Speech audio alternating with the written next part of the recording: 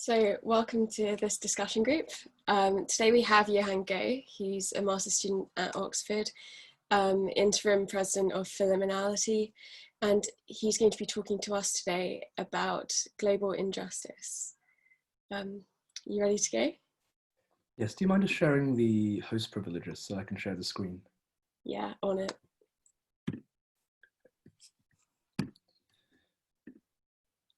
So, good afternoon, everyone. I understand that it's not actually the perfect time for a lot of people. So the session will be recorded and will be accessible basically afterwards. But basically, I want to begin the presentation with a kind of reflection on our present, where we are really. So here, for example, I am in Oxford. Outside my window, there's very nice air. It's sunny, it's peaceful. I've got drinking water out of my tap and I've got fresh produce. But it doesn't have to be like this, right? We can easily imagine circumstances which are utterly different. We could look out our window and see tanks. We can see slums, we can see water. Instead of chirping birds, we might have machine gun fire. And instead of nutritious vegetables, we might have nothing at all. And the thing to keep in mind at the very outset of this discussion is, what is it specifically about these two states of affairs? What is it about these states of affairs that justifies whether or not we treat them the same? And at the outset, I just want to present that it seems that the only morally defensible, it seems the only morally relevant factor at the moment is something that's not relevant at all, actually, which is luck. And so I come back to this concept of luck and moral arbitrariness throughout the presentation. But with this kind of introduction in mind, this presentation will take place in 4 key parts. And I will speak for about 20 minutes and then open it to the floor for any kind of comments. So we've got 4 parts to this discussion. Firstly, I want to use the example of global health injustice to illustrate the kinds of debates in global justice that are relevant. And I focus on global health for a number of reasons, not because I think it's intrinsically important, but because I think that a lot of people feel especially strongly about, for example, health inequalities compared to other kinds of inequalities in education or income. And also because health is one of those areas where there are significant inequalities, more so than any other areas. And so on this map here, we can see that this is the map of the global burden of disease. And in this map, we find that if you look at Central and Sub-Saharan Africa, it's very red, which shows a higher burden of disease per 100,000 individuals. When we look at Europe, North America, Oceania, it doesn't seem as severe. And so initially we're thinking around these kinds of inequities and inequalities that are manifested unevenly across the world. But these facts are also more profound. So in low-income countries, for example, we know that life expectancy at birth is far lower than in high-income countries. So just to take an example, in the UK, we can expect to live to about 80, 82 years old. In the Central African Republic, you're looking between 50 and 53 years old. And these kinds of inequalities are similar in other spheres. So we know 95% of maternal deaths, these are deaths during childbirth, occur mostly in low and lower middle income countries around the world. We also know in the WHO's African region, so that's basically the African continent, 1 child out of every 14 dies before they're 5 years old. And what's more alarming is over 50% of these children die from extremely simple causes where intervention is readily available. So we're thinking here about malnutrition, very basic infection, and diarrhea. And finally, over half of the world's people do not receive any kind of basic or essential healthcare. So these are primary healthcare, not even specialist or hospital care. So this is the kind of injustice that we can see in the world around us. And so there are now two kinds of moral lenses with which you can view this kind of problem. The first is what you might call the Cosmopolitan Theory. And so this is the view that, well, all around the world, moral equality and political equality obtains. So people are morally equal, and we need to have policies that reflect this. You can also be a non-cosmopolitan. And there are kind of three possibilities for this kind of position. The first is you can say, well, people matter morally, but it doesn't mean that we should respond with the same kind of equal political concern. An example would be to say, well, we acknowledge people are all morally valuable and equal, but it does not mean that we have to arrange or have political institutions that recognizes this moral equality. Now, I'm very sympathetic to the view, of course, that you actually need political equality to have moral equality, but I'm just following the literature for the time being in distinguishing these two aspects of equality. And so liberal nationalists like David Miller would fit into this first category. You can also have a stronger kind of right-wing populist view of nationalism, which is this idea that not only do people not have political equality, there is also no moral equality.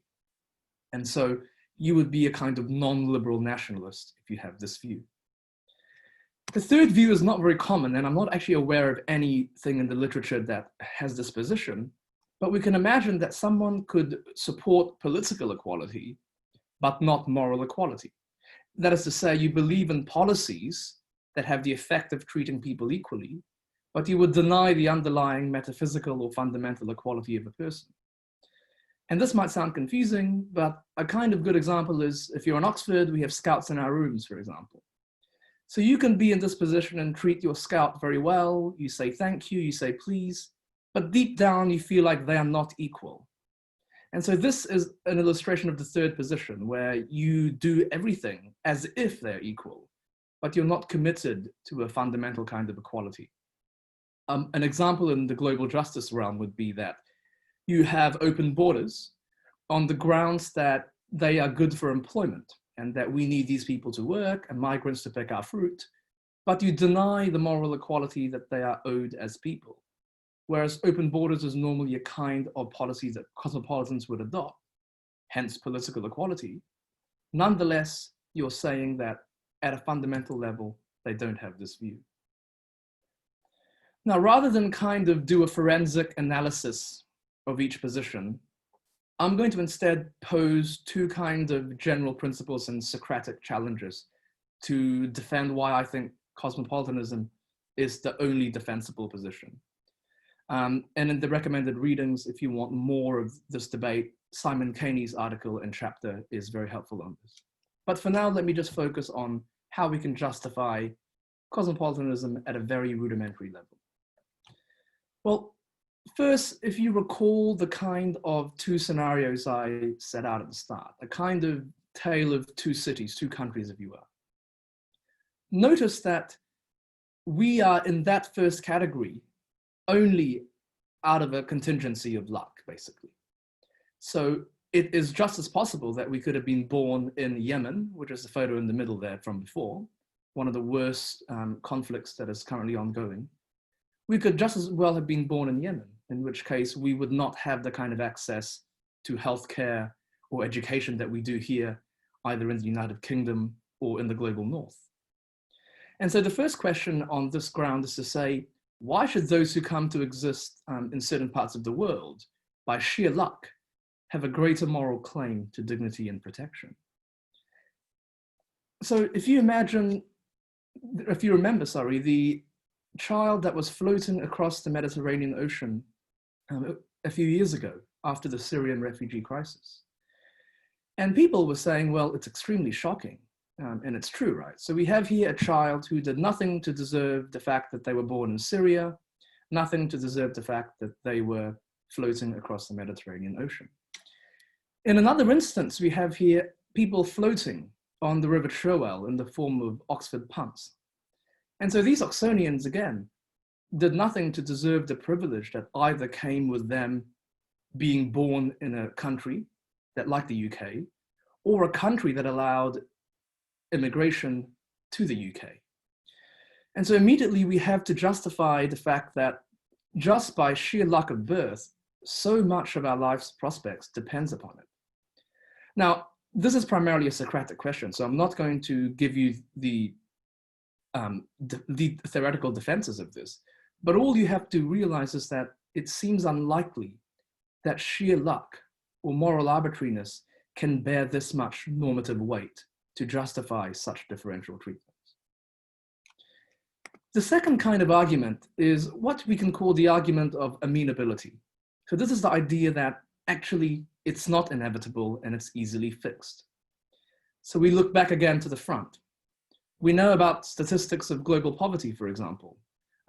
You're all familiar with the figures. Roughly 10% of people live on less than $1.90 US purchasing power parity per day. So that's what $1.90 would buy you in the US.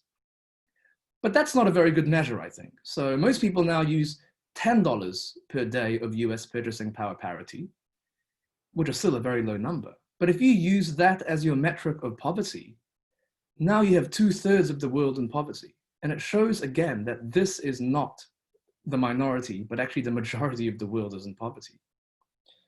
But from this, it follows that it's extremely easy to move someone from $10 a day to say $20 a day at almost negligible cost to the affluent north of the world. And so the fact that we can alleviate it so easily, but the fact that we have continued reluctance constitutes a kind of even greater injustice than it otherwise would be. So these are two challenges that a non-cosmopolitan has to say, right? I'm not saying they're insurmountable. That's not entailed by my defense, although I do think that that is a correct view. All I'm saying at the moment is that these are two significant challenges that the non-cosmopolitan has to meet. They have to say that luck can account for the fact that, can account for all these differences. And they have to account for the fact that even though it's very easy to fix, we are still not obligated to do so as a matter of justice. They can say, of course, it's a matter of charity, but I'm also going to flag up that topic for another time, merely to say that something being a matter of charity is normally not enough, because a matter of charity is not usually enforceable, whereas a matter of justice is. So you might say, not only are we obligated to do so morally, we should be enforced to do so. And that is my claim that I'm going to defend in the next section. So with this two kind of foregoing discussion, I want to say that the principle of capacity, which is some of my research now in this area, is the best way of responding to this problem. To phrase this another way, I think that if we are capable of doing something, in the case of global health, there is a kind of prima facie or pro tanto duty to do so. In other words, we have to explain why not, rather than why we have to do it. So if I'm capable of doing something, in the case of global health, I'm just taking this example, and it's serious, then we have an obligation to do so unless we can explain why not. Now notice that this is not the same as a sort of utilitarian calculus like Peter Singer's claim that says we have to do everything up until the point of marginal utility. My point merely at this point is that it's a pro tanto or prima facie duty, meaning it exists and we have to give reasons why or why not we should act upon it. So to clarify this kind of view further, one of the reading lists attached again was Peter Singer's very famous essay called Famine, Affluence and Morality. And that's an extremely influential paper that imagines a scenario where you are walking past a pond on your way to class. You find a toddler, a baby, drowning in about 1 foot deep of water. Now you can rescue them, but you're going to have to get your shoes wet and you're probably going to ruin your shoes. Now most people think that you have an obligation to rescue that child even if you will ruin your shoes.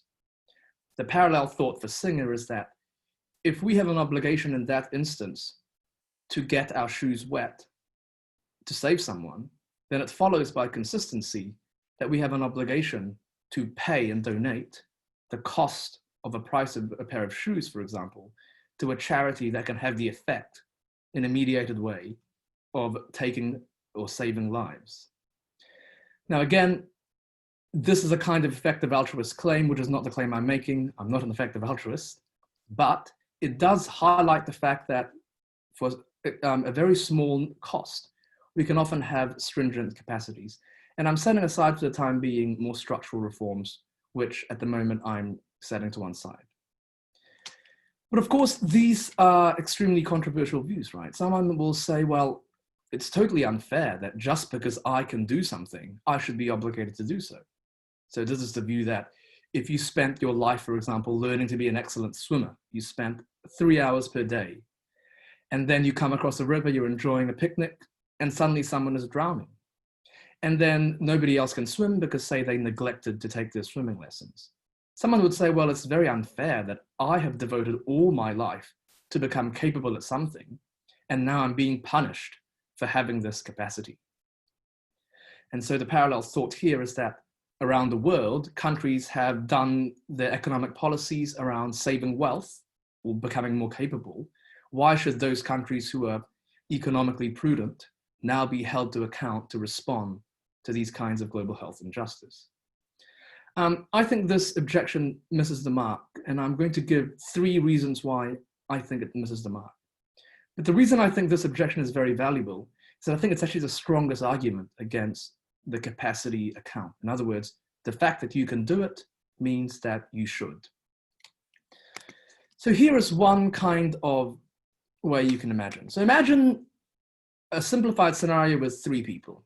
You have an attacker who pushes the victim C into the river, leaving you, rescuer B, as the most capable agent. Now, in this scenario, there is clearly unfairness between attacker, the A, and victim C. So it's unfair that attacker has pushed victim into the water. It's a case of wrongdoing.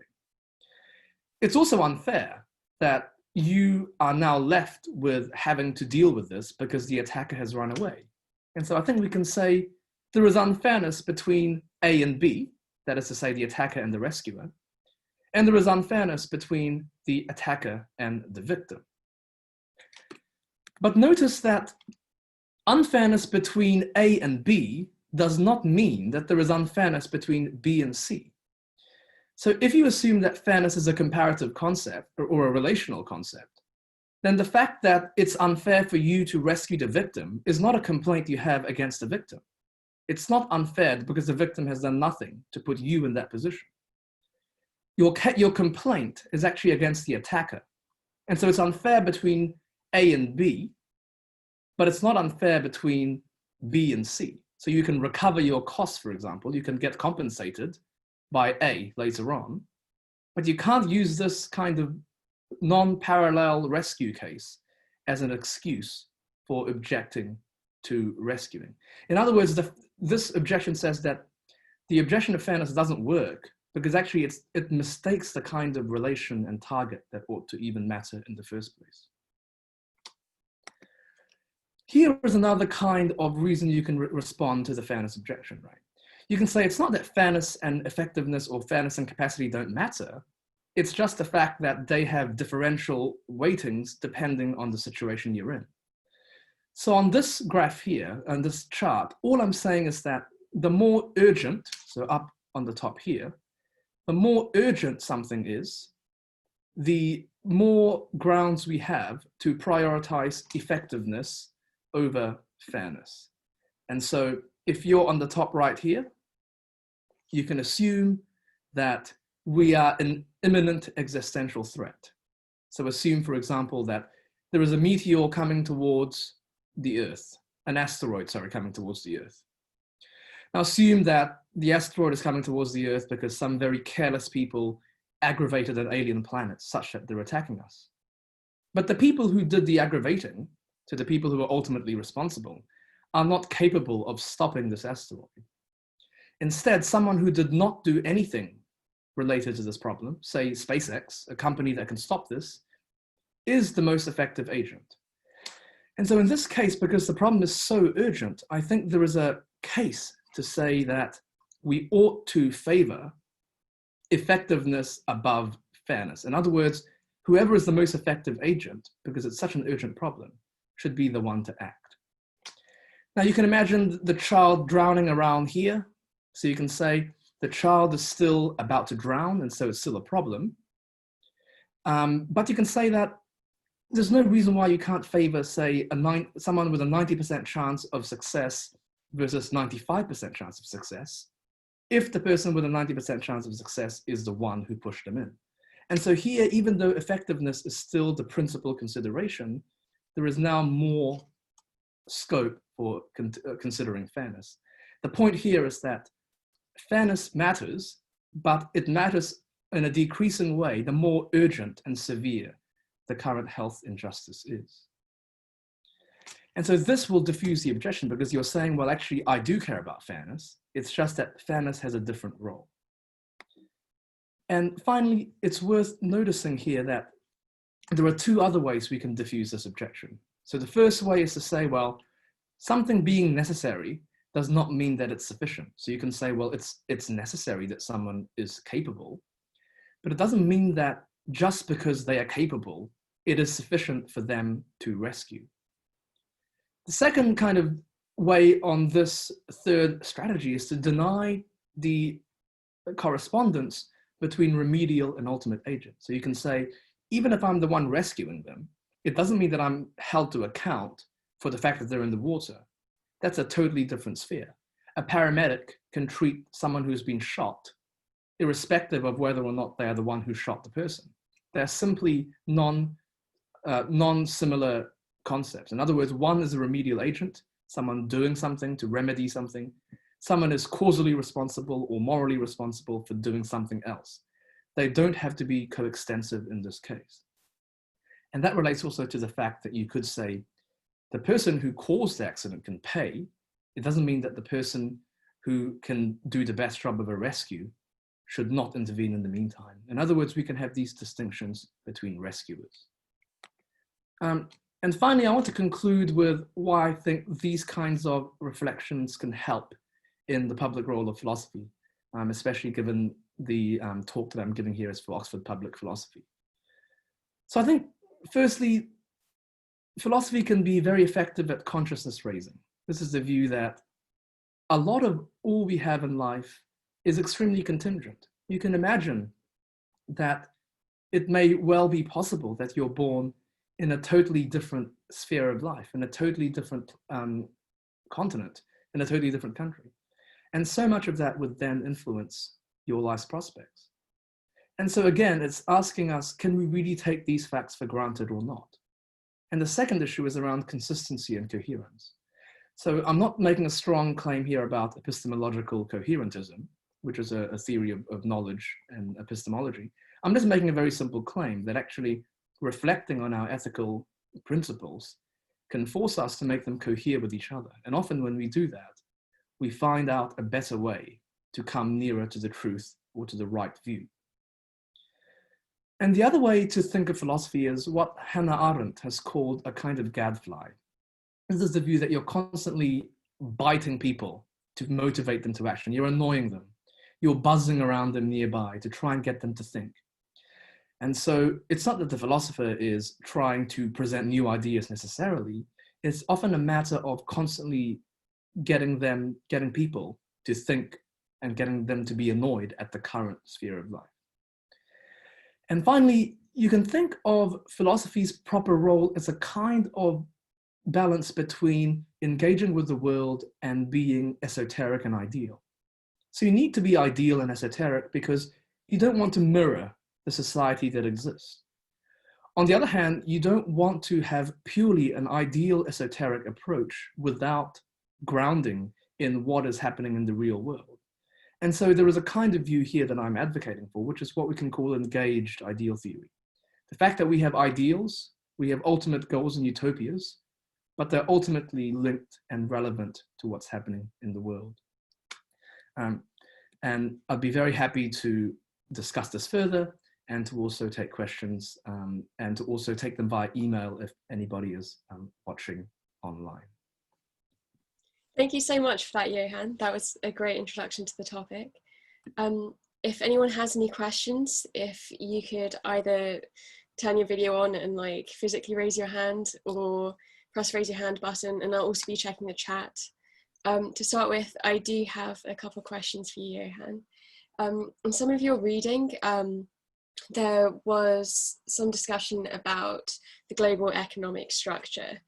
And I was wondering what you could say about the position that some people may hold, that issues such as global health injustice or like wealth distribution don't come from a bad global economic structure, but come from corrupt leadership and bad policy in poor nations. These nations supposedly aren't helping themselves. So how would you respond to this? Okay. So I think two brief points should be made. Actually, let's make this three, right? So the firstly is to say, well, actually, the empirical data is quite mixed on whether or not economics is the main factor, right? That's a separate question. But the two more substantive replies are, first, even if we have corrupt officials, notice that that does not mean that people within those institutions or within those constituencies deserve to suffer for the decisions of their leaders. So if Boris Johnson is being extremely incompetent, it does not follow that the people, us, in this country, for example, ought to be held to account for his incompetence. And it's a parallel thought here is that it may be true that there are corrupt leaders who are siphoning money.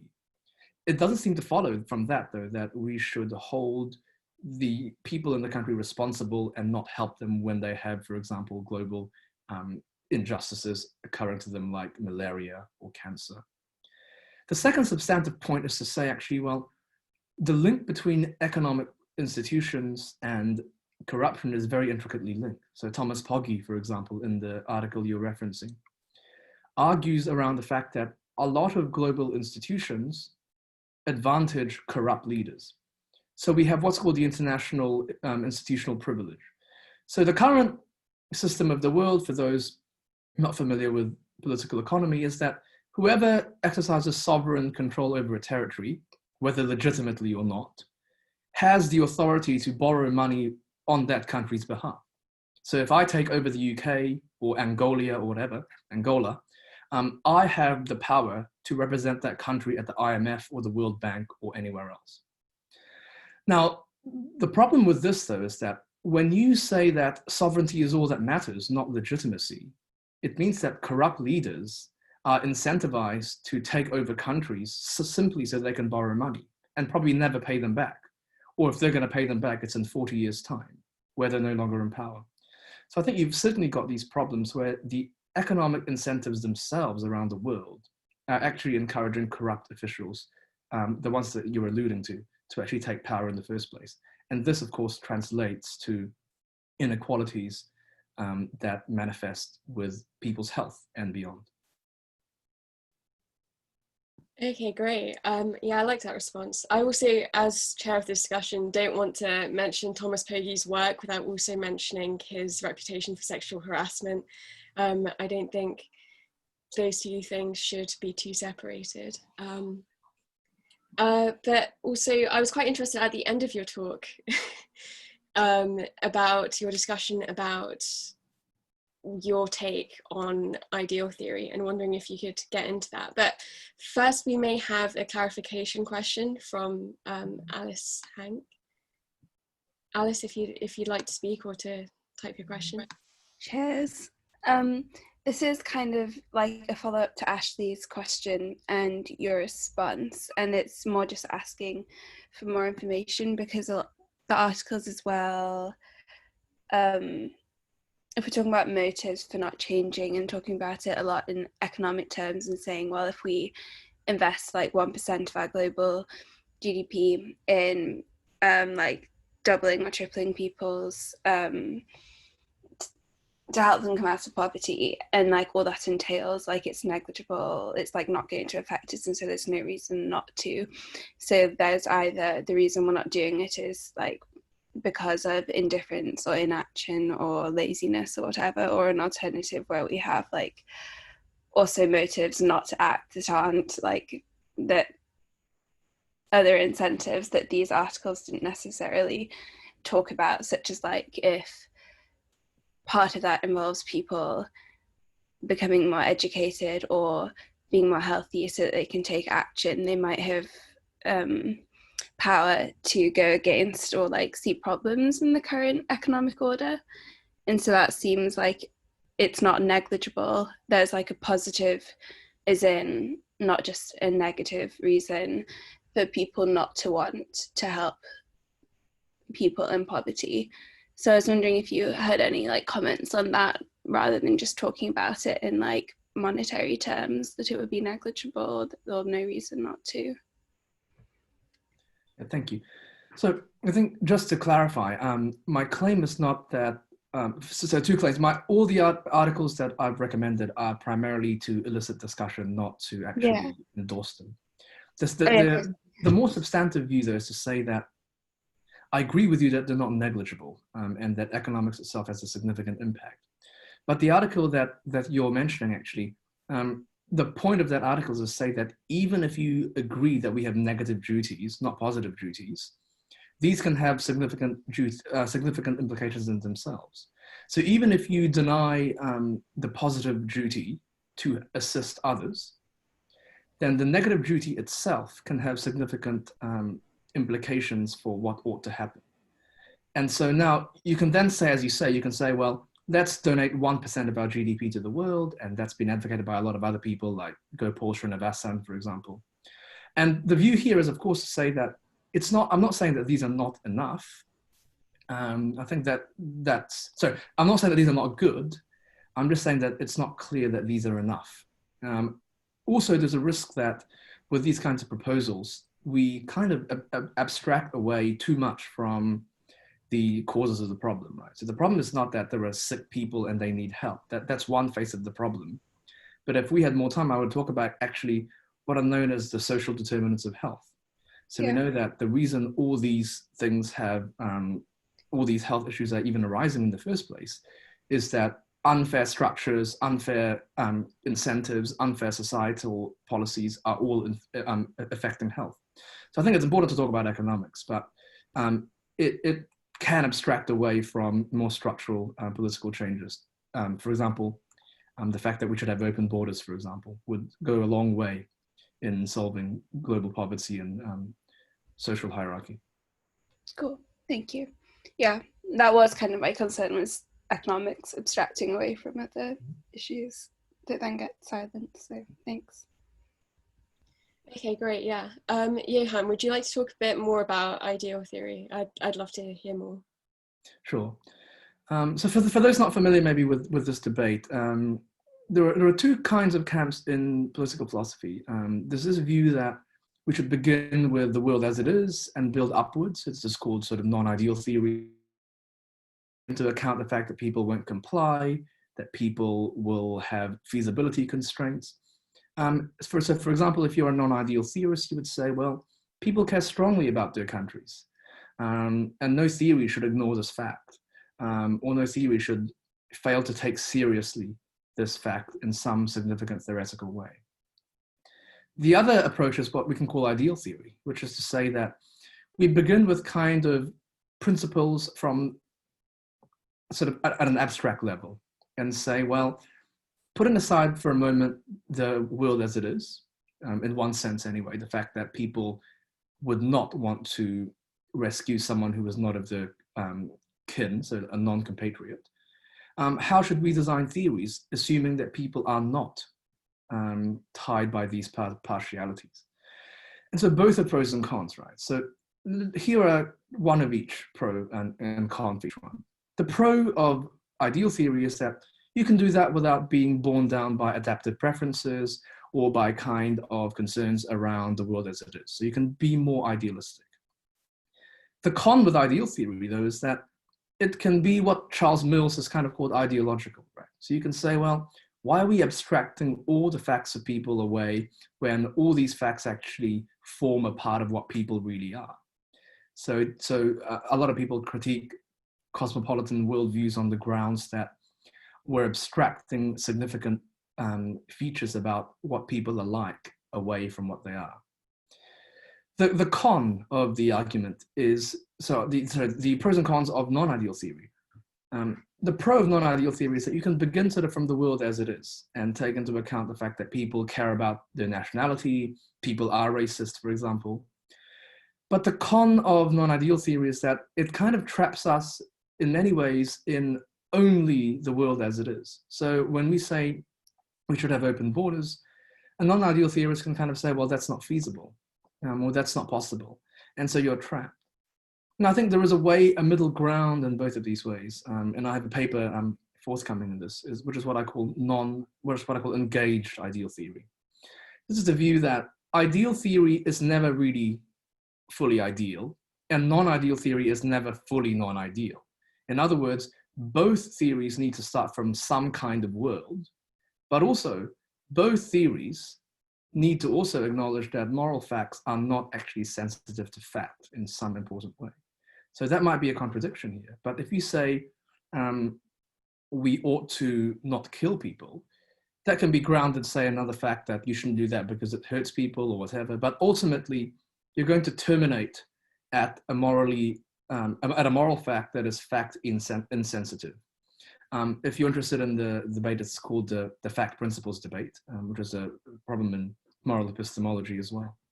But the point here is that recognizing the fact that the world as it is matters, but also the fact that moral principles have to ultimately be grounded on something independent, i.e. not factual.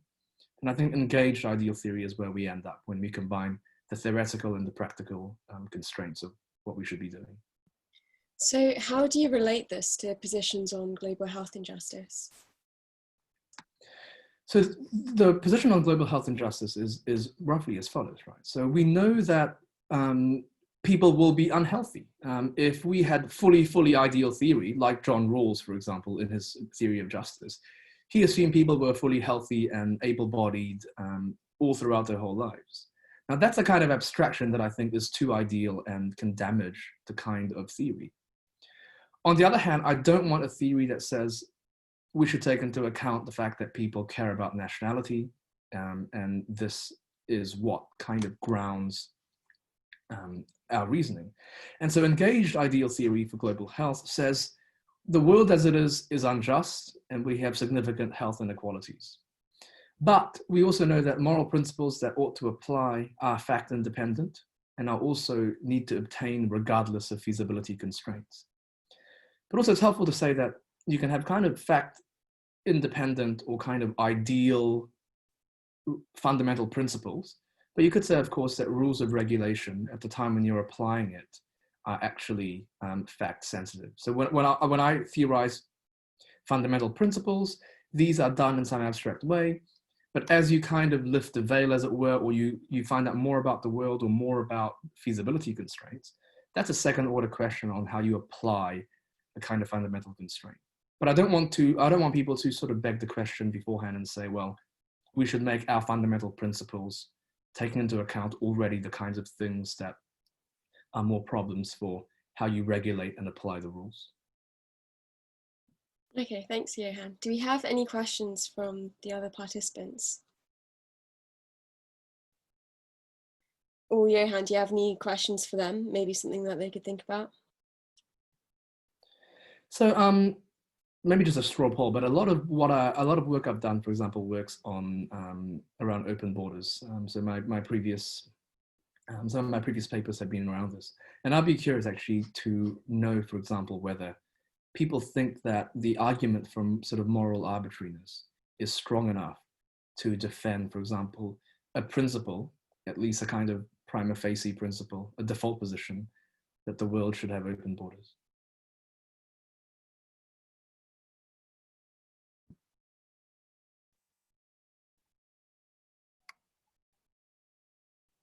Could you expand a little? I also didn't hear the last bit. Yeah, from Nemini, can you repeat the question? So the view is that if health is arbitrary, right? So we know that where you're born impacts so much of your life. But similarly, where you're born, if that's true, then it follows that you can maybe escape the circumstances, at least on some level, if we had fully open borders. In other words, a child born in America, for example, has significantly greater prospects of life than someone born in the Sudan. And so the thought here is that given that borders are very arbitrary, or that rather the effects are very arbitrary, is there a kind of case for the fact that we should have fully open borders so that people are not constrained by the circumstances that they happen to be born into?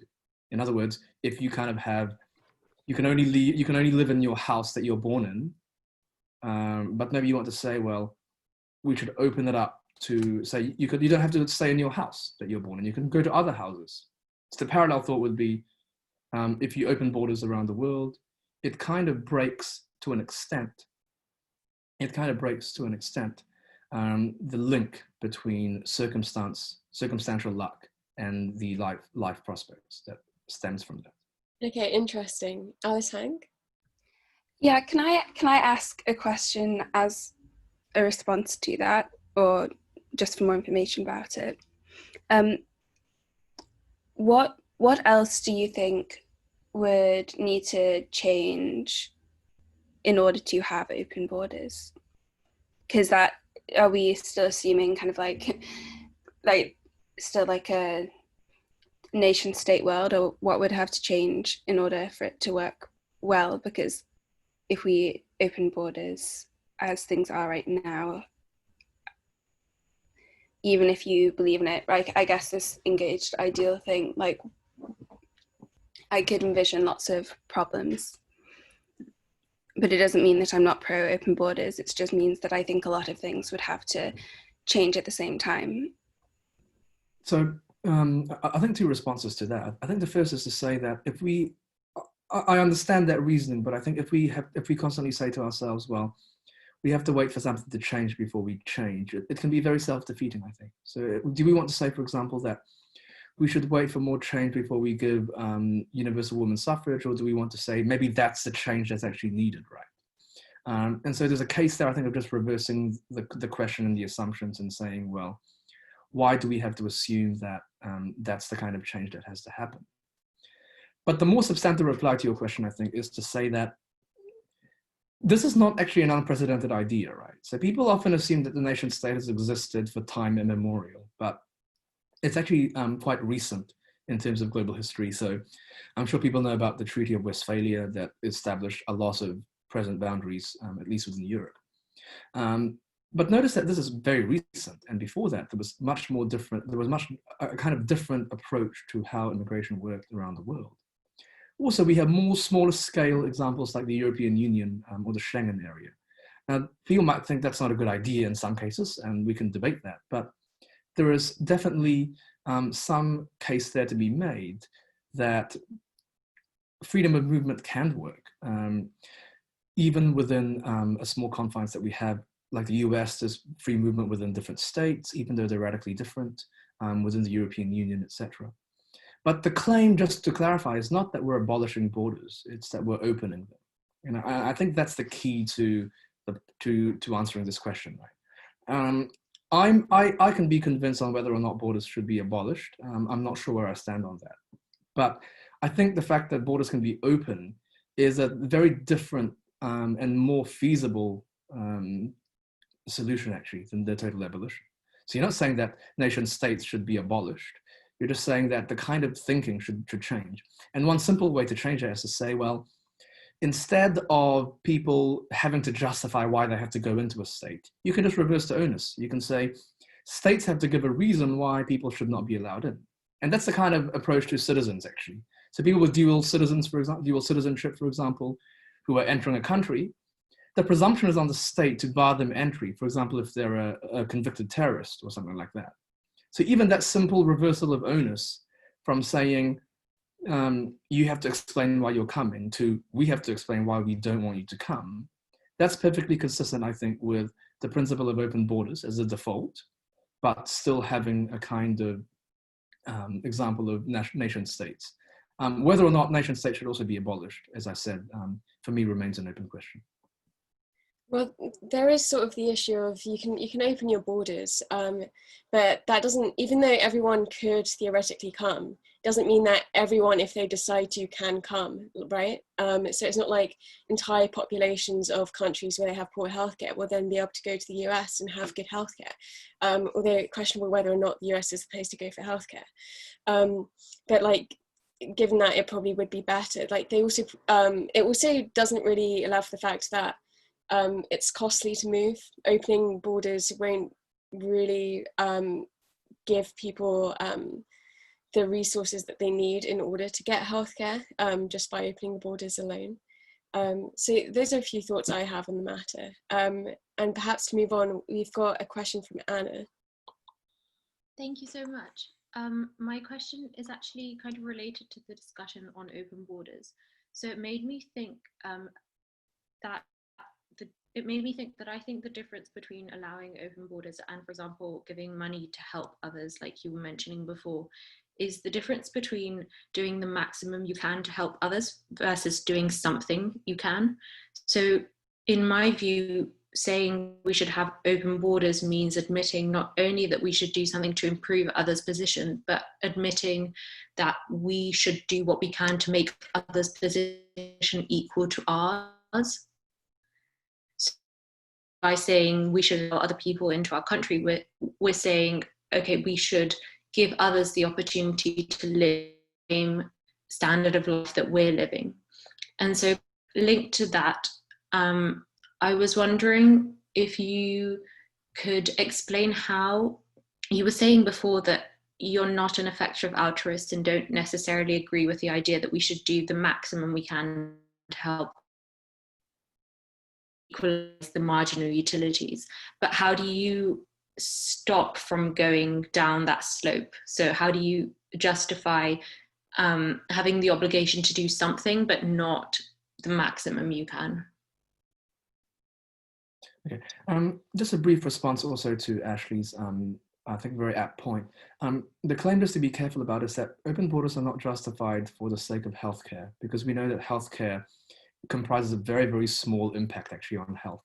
So the fact healthcare has improved, but population health has not improved at the same rate. It's actually more to do with social policy. So if we study the population effects of health, it's not just the fact that we're giving them access to healthcare, it's that it's the whole social environment of wealth, of education, of other kinds of opportunity. But I take the point, of course. To bridge that discussion with Anna's question, two remarks. The first is to say that open borders for me is not these, by the way, this is the solution, right? So I'm not saying that it's sufficient. I'm just saying that for me, it's necessary for justice. Now, to respond then to Anna's question around, does that make me an effective altruist? No, actually, for a number of reasons. Because effective altruism is primarily a resource-based movement, not exclusively. There are other variants, but it's primarily resource-focused. So you're saying that you're donating this money or that money to do the most good you can do.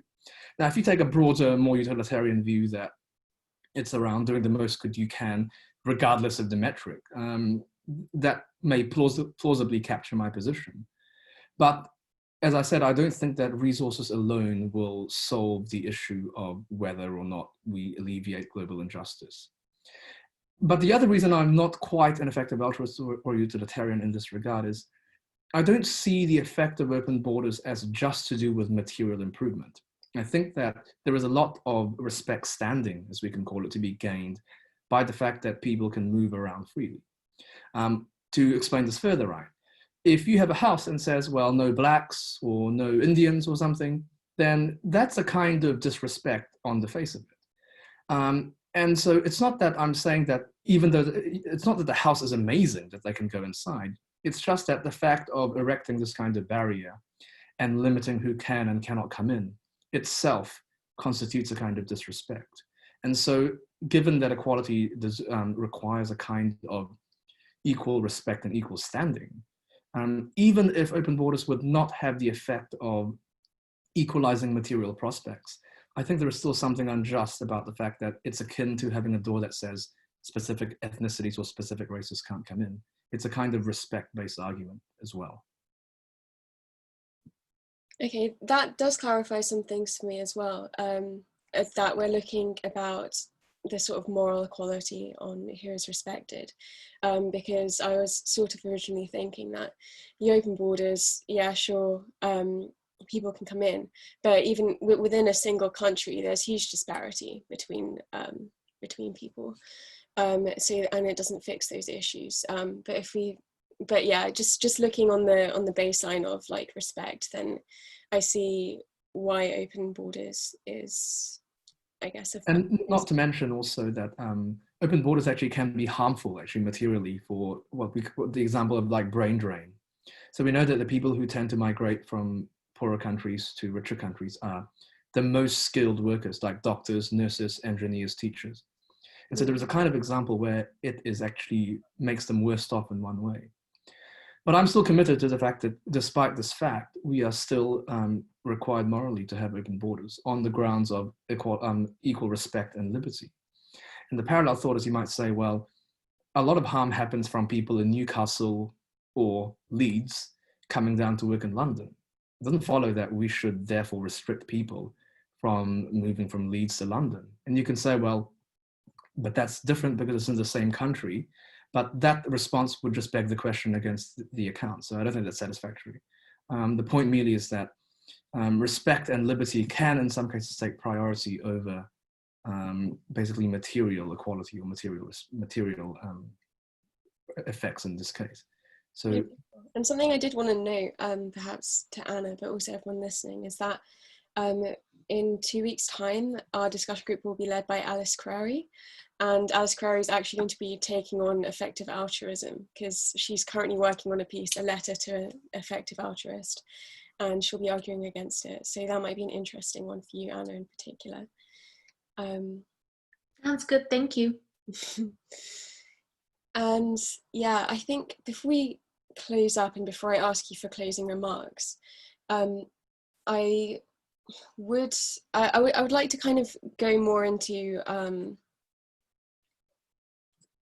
okay, I've completely lost my train of thought.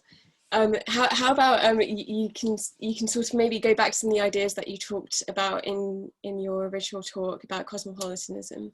Sure. And yeah, give us some closing remarks. Sure, thank you. I guess all we have to say here is that the talk was not meant to be some kind of dramatic theoretical defense of my position. What I was hoping for was just to kind of, for people at least who have not thought about this, to get some ideas and some thoughts around this kind of problem. And again, some people just don't have this intuition, right? But my intuition is that there is something deeply immoral and unjust about moral arbitrariness holding so much ethical weight, even without us realizing in our reasoning. So again, I think that there are some sophisticated defenses of nationalism, but I still think that they still have to confront the fact that the reason they can even have these discussions, or the fact that it even arises, is something as contingent as where you're born, or the family you're born into, or the kind of contingent political and social environment. And I just want to say that I don't think that's enough, it's not strong enough normatively to ground the kind of disparities and injustices that we allow to exist. And from then I argued that capacity, or being able to do something, puts us in a very strong position to, morally at least, to alleviate that. And that may well be some kind of consequentialism. I think fundamentally I am, to an extent, a consequentialist, but not kind of an act consequentialist or any of that regard. I also put a lot of kind of emphasis on respect and equality, and so that can sometimes make me diverge. But I think those are ultimately justified with regard to consequences. But to go back from that detour, I've then argued that principles and objections of fairness, the fact that it's unfair for me to act, I don't think are strong enough to ground objections to act, on the grounds that these miss the target if we take a comparative view of respect. And also you can be sensitive to fairness without saying that it's the principle that should take priority in urgent and severe cases. From then I then argued that I think people have specific roles as philosophers, and as a kind of gadfly that Arendt talks about, to constantly raise the consciousness of the public and to make them more aware of the contingencies that and inconsistencies in their reasoning, actually. So I think philosophy in that regard has a very public and prominent role to play.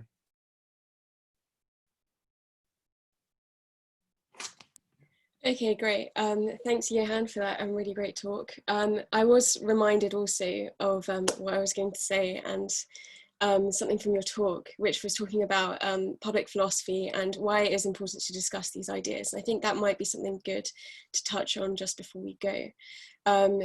So you talked about some of Arendt's ideas and perhaps maybe the use of like putting these ideas out there.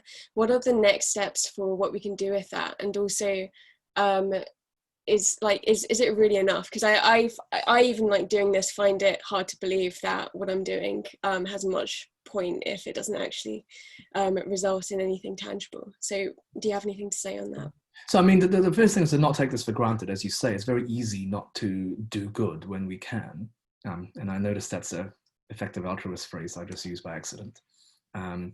But I think the other reason is to say, well, you know, Karl Marx, and to an extent, he probably had no idea the kind of impact that his ideas would have.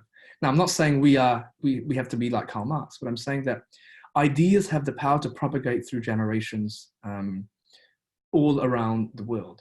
And so just like one day we'll be teaching students, or I teach students who could one day become Prime Minister of Great Britain, for example.